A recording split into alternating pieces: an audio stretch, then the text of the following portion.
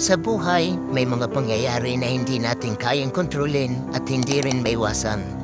Pero lagi nating isipin na ito ay pinahintulutan para sa ating ikabubuti. Because God loves us so much that He will allow things to happen. Kahit hindi natin ito nauunawaan, kahit alam niya na tayo ay masasaktan, inaalaw niya ito dahil alam rin niya na ito ang best para sa atin.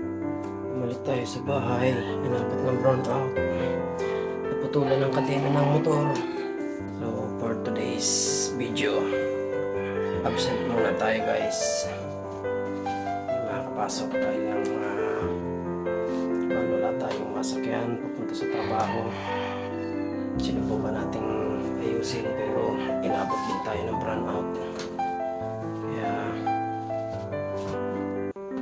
wala muna tayong pasok ngayon guys. Ingat. And guys, bali, kwento muna tayo sa pangyayari kanina. So habang bumabiyahe tayo papunta sa trabaho biglang nasira yung ating sinasakyang motor kaya napilitan tayong bumalik. At yun nga, pagdating dito sa malapit na sa bahay nakita ko na kadena, nagkaroon ng problema. Naputulan tayo ng kadena.